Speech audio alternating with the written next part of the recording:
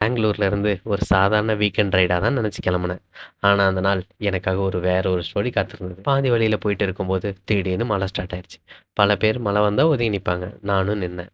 ஆனால் மழையிலேருந்து தப்பிக்கிறதுக்கு இல்லை, அந்த மழையை ரசிக்க.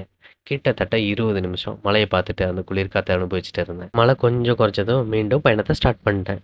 என்னோட டெஸ்டினேஷன் தும்கூரில் இருக்கும் மந்திரகிரியில். அங்கே உள்ள என்ட்ரன்ஸுக்கு பைக் சார்ஜாக ₹10 வாங்கினாங்க.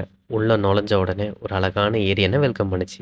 அதுக்கப்புறம் ஹில்ஸ் மேலே போகும் ஸ்லோப்பான ரோடு, அழகான கர்வ்ஸ் அண்ட் ஒவ்வொரு டேர்ன்லேயும் வியூ இன்னும் அழகாக மாறிட்டே போச்சு. மேலே போய் சேர்ந்ததும் அங்கேருந்து பியூட்டிஃபுல்லான Jain temple, Buddha statue and tree, சுற்றி இந்த மலைகள், ஏரியின் காட்சி எல்லாமே வேற லெவல். மந்திரகிரி ஹில் இந்த வியூக்காக மோர் தென் 100 கிலோமீட்டர் கூட ரைட் பண்ணலாம். சில நிமிஷங்களுக்கு டிராஃபிக் இல்லை, ஸ்ட்ரெஸ் இல்லை, ஃபோனில் நோட்டிஃபிகேஷன் இல்லை, நானும் இயற்கையும் மட்டும்தான். மந்திரகிரியில் மாதிரி இடங்கள் நமக்கு ஒரு விஷயத்த நினைவூட்டும்.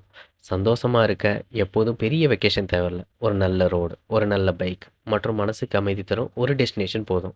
இப்படி நாள் முழுக்க ரசிச்சுட்டு திரும்ப கிளம்புனேன். ஆனால் ஸ்டோரி இன்னும் முடியல. திரும்பவும் வர வழியில் மழை என் கூடவே வந்துச்சு. மலையில் பைக் ஓட்டுற அந்த ஃபீல் அதை வார்த்தையிலாக சொல்லவே முடியாது. சில பயணங்கள் டெஸ்டினேஷனுக்காக நினைவில் இருக்காது, அந்த ஜேர்னிக்காக தான் நினைவில் இருக்கும். மந்திரகிரியில் ரைடு அப்படிப்பட்ட ஒரு பயணம். வாழ்க்கையை ரசிங்க, பயணம் பண்ணுங்க, நினைவுகளை உருவாக்குங்க. தேங்க்யூ ஃபார் வாட்சிங்.